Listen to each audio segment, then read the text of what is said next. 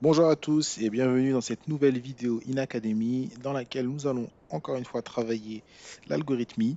Nous allons travailler avec le langage dans cette vidéo Java. Donc en s'exerçant avec encore le site CodeWars avec lequel je trouve on peut pratiquer.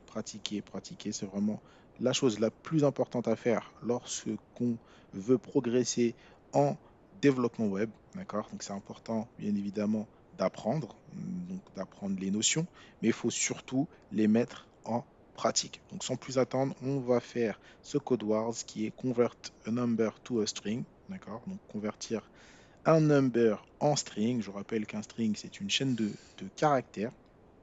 D'accord?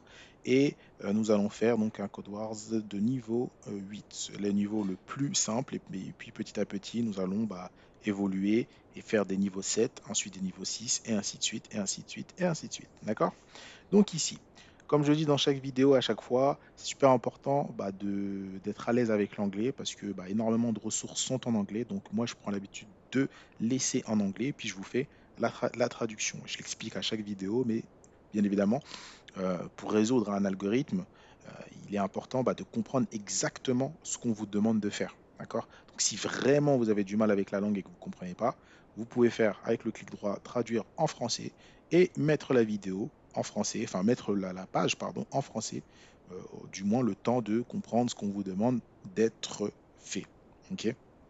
Donc ici, on vous dit qu'on a besoin d'une fonction qui peut transformer un number en string. D'accord? Donc juste ici, on nous donne dans la classe kata public static string number.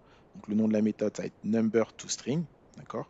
Le paramètre num en typage, il y a int. D'accord? Donc c'est quoi le typage int? Le typage int, hop, c'est pour les nombres entiers.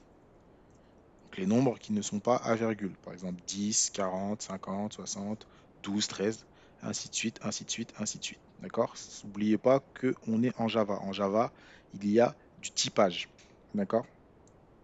Donc ça, très très important. Et juste ici, on vous donne un exemple. Par exemple, si on rentre 123, il faut retourner 123 mais avec des guillemets. C'est-à-dire que ça va être en string.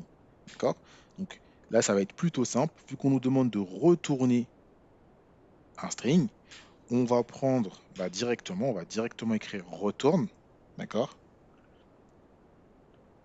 Et on va prendre, on sait qu'on va devoir agir sur le paramètre qui est num. D'accord? On va prendre la classe qui utilise le type int. Donc la classe c'est integer. À pas confondre avec int. Integer c'est la classe et int c'est le type. D'accord? C'est pas la même chose. C'est-à-dire que dans integer, c'est dans la classe qu'il va y avoir des méthodes qu'on va pouvoir utiliser sur les valeurs qui ont un type int. D'accord? Donc int, on va faire point. Donc, la méthode, ça va être toString, c'est-à-dire pour aller au string, donc pour transformer la valeur en string.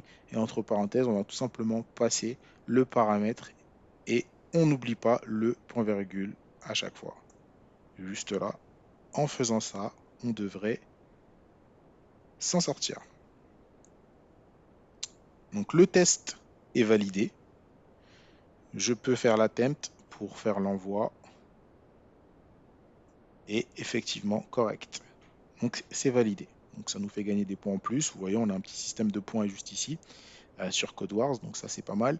Et donc du coup, n'oubliez pas, int c'est le typage.